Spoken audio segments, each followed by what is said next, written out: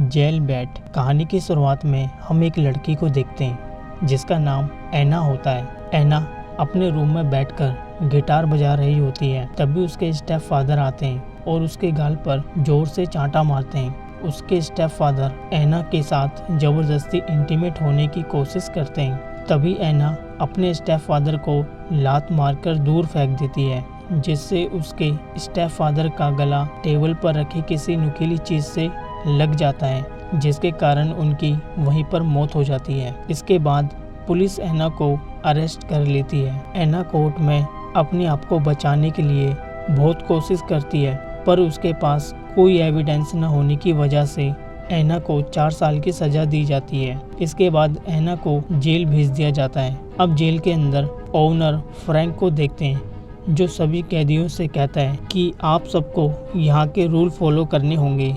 अगर किसी ने कोई रूल तोड़ा तो उसको कड़ी से कड़ी सजा दी जाएगी। अब ऐना को अपने लॉकअप में भेज दिया जाता है। यहाँ हम एक लड़की को देखते हैं जिसका नाम जेनी होता है। जेनी पिछले 5 साल से सजा काट रही थी और वो किसी से ज़्यादा बात नहीं करती। जेनी ऐना को देखकर अट्रैक्ट होने लगती है, जैसे कि ऐना कोई लड़का हो। अगले दिन हम ऐना को देखते हैं जो किसी काम में बिजी होती है। तभी उसके पास एक लड़की आती है जिसका नाम कोडी होता है, जो वाइट ग्रुप की लीडर होती है। वो ऐना से कहती है कि तुम हमारे ग्रुप में शामिल हो जाओ, पर ऐना उसको साफ मना कर देती है क्योंकि वो अकेला रहना चाहती थी। कोडी ऐना को बोलती है कि तुमको किसी न किसी ग्रुप में शामिल होना ही पड़ेगा। अगर तुम अकेली रहोगी तो यहाँ के कैदी तुम्हारे साथ बुरा करेंगे, जिससे तुमको बहुत परेशानी होगी। अब ऐना जाने लगती है, पर हम देखते हैं कि कोडी गुस्से से बोलती है कि अब तुम्हारे साथ क्या क्या होगा तुम देख लेना। इसके बाद ऐना को देखते हैं जो सफाई कर रही होती है। तभी वहाँ पर कोडी आती है और उसको उठाकर कोडी के ग्रुप की लड़कियाँ उसे मारने लगती है क्योंकि ऐना ने उसका ग्रुप ज्वाइन नहीं किया था। इसके बाद ऐना फ्रैंक के पास जाती है जो इस जेल का ओनर होता है। ऐना कोडी की शिकायत करती है, पर फ्रैंक उसकी बात नहीं सुनता और वो यह भी कहता है मैं तुम्हारी मदद करूंगा, पर मुझे भी कुछ ना कुछ चाहिए। वो ऐना के पास जाकर उसे छूने लगता है। ऐना इस बदतमीजी को पसंद नहीं करती और वो उठकर चली जाती है। इस बात से परेशान होकर वो रोने लगती है। फिर जेनी ऐना से बोलती है कि तुम्हारी बात कोई नहीं सुनेगा। जेनी ऐना को समझाती है और उसके करीब आकर किस करने लगती है। ऐना इस चीज़ से मना नहीं कर पाती और दोनों आपस में इंटीमेट होते हैं। अगले दिन ऐना बाहर ग्राउंड में होती है। तभी उसके पास ब्लैक ग्रुप की लड़की आती है जो ऐना को परेशान करने लगती है। इस बात से ऐना को समझ आ जाता है कि मुझे यहाँ सेफ रहना है, तो मुझे किसी न किसी का ग्रुप ज्वाइन करना ही होगा। इसीलिए वो वाइट ग्रुप की लीडर कोडी के पास जाती है और उसका ग्रुप ज्वाइन कर लेती है। लंच के बाद कोडी ऐना को अपने लॉकअप में ले जाती है।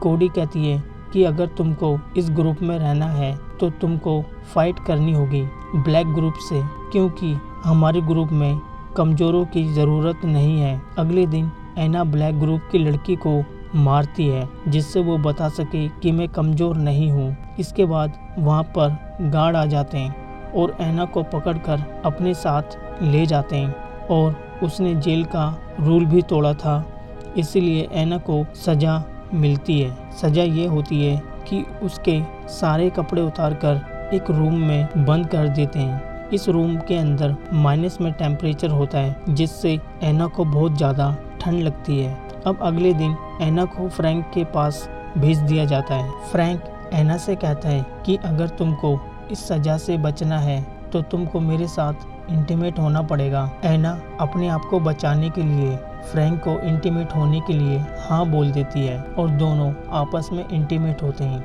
ऐना को समझ आ जाता है कि मुझे यहाँ कैसे रहना है। फिर ऐना कोडी के पास जाती है जो ड्रग ले रही होती है।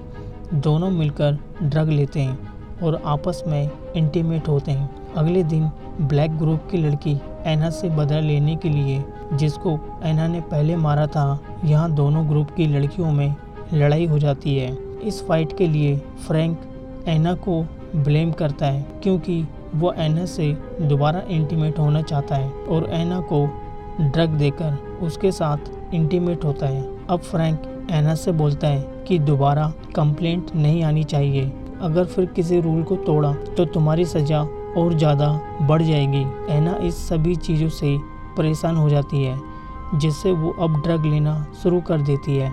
एना ज़्यादा ड्रग लेती है तो उसे कोडी समझाती है कि तुम ये सब छोड़ दो, पर एना उसकी बात नहीं मानती, जिससे परेशान होकर कोडी अपने ग्रुप से निकाल देती है। जब ब्लैक ग्रुप को पता चलता है कि एना को ग्रुप से निकाल दिया है तो वो उससे बदला लेने आती है और एना को बहुत बुरी तरह मारती है। अब एना दोबारा वाइट ग्रुप के पास जाकर ड्रग मांगती है, क्योंकि अब वो ड्रग एडिक्ट हो जाती है।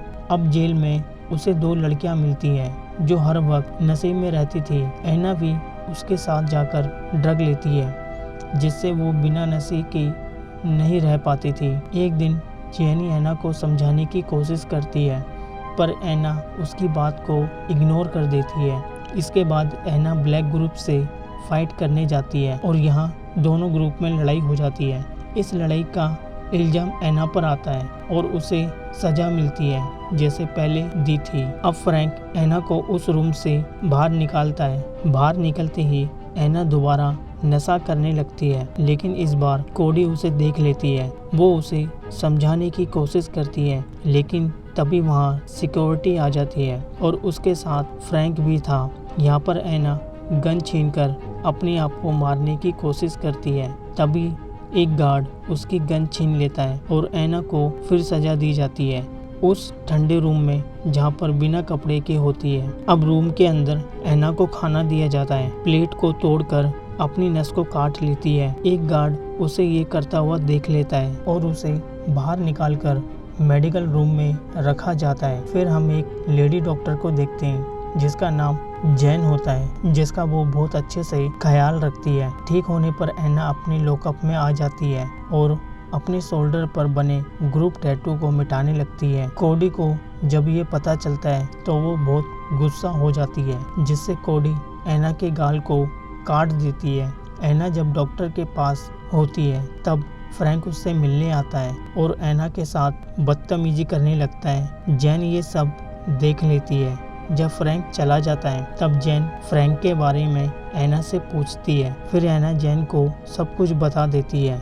इस बात को जानने के बाद जैन फ्रैंक के पास जाती है और बोलती है कि मैं तुम्हारी सारी हरकतें सबको बता दूंगी। फ्रैंक को इस बात से बहुत गुस्सा आता है और वो जैन को जान से मार देता है। एना को जब पता चलता है कि फ्रैंक ने जैन को जान से मार दिया है तो उसे इस बात का दुख होता है और अब फ्रैंक एना के साथ इंटीमेट होता है। एना फ्रैंक से परेशान हो जाती है और हेल्प के लिए कोडी के पास जाती है और कोडी को फ्रैंक के बारे में सब कुछ बता देती है। कोडी उसे अपना मोबाइल फ़ोन देती है और फ्रैंक की सारी गंदी हरकतों को रिकॉर्ड करने के लिए कहती है। अब अगले दिन फ्रैंक एना के साथ इंटीमेट हो रहा था, तब वो कोडी के फ़ोन से फ्रैंक की वीडियो शूट कर लेती है।